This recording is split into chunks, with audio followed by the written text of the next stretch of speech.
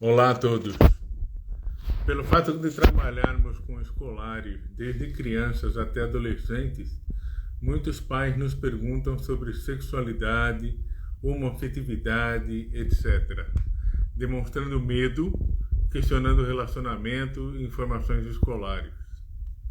A primeira questão que esses pais colocam é a do fato da homoafetividade estar aumentando no mundo por causa das mídias sociais.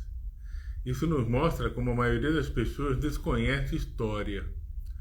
Desde os primórdios da humanidade, a homoafetividade é uma realidade. Alexandre, o grande conquistador, era casado com um dos seus generais.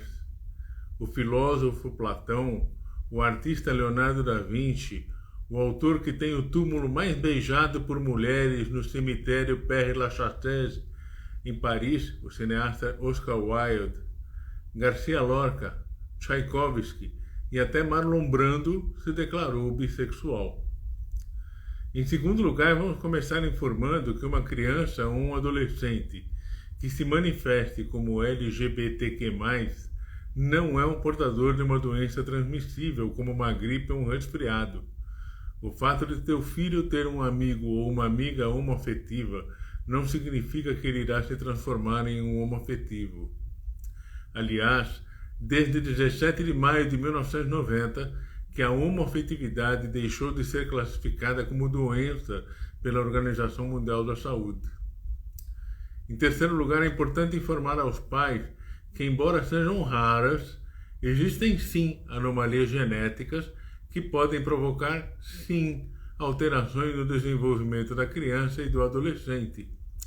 A mais conhecida é a síndrome de Klinefelter, que é uma alteração genética, repito, rara, causada pela presença de um cromossomo X extra em meninos.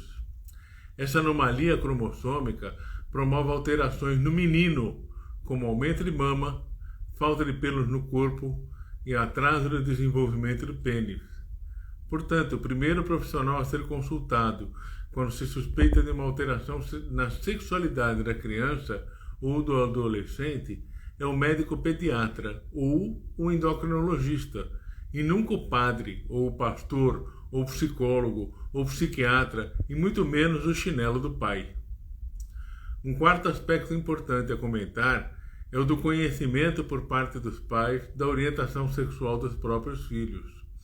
Um estudo publicado agora em maio de 2020 mostra que em 11.565 famílias estudadas, 8% delas, os pais desconheciam a orientação sexual dos filhos.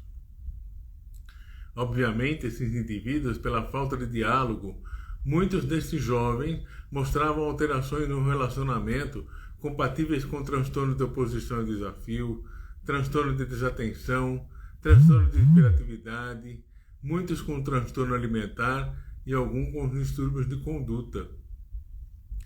Um quinto aspecto importante é o fato de que a escola é um espaço para o debate, para o questionamento.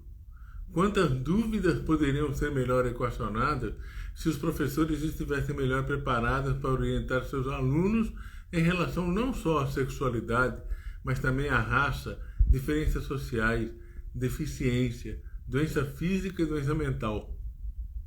O sexto aspecto diz respeito à dúvida. A criança ou adolescente que se declara homoafetivo necessita apoio psicológico? A resposta é sim. A nossa sociedade ainda encontra muita dificuldade em entender o indivíduo LGBTQ+. E muitas vezes ela reage com agressão ou bullying mesmo velado, resultando em depressão e, em alguns casos, até mesmo suicídio. Essa situação precisa ser muito bem equacionada na cabeça do indivíduo na relação com seu analista. Por último, o que nós pensamos sobre as novas marcas de gêneros na língua portuguesa, como todes ao invés de todos ou de todas. Nós precisamos lembrar que a variação de gênero nos países que adotam a língua portuguesa vai além das chamadas desinências, que é colocar um E ou um X na palavra todos.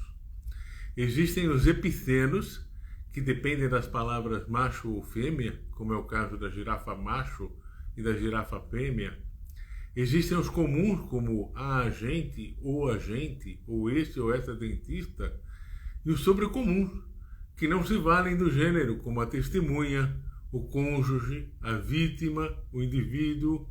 Ou seja, quem inventou todes precisará reescrever todos esses significados, o que é bastante complicado para quem já tem muito o que pensar a respeito da própria existência. Era isso aí. Um abraço a todos.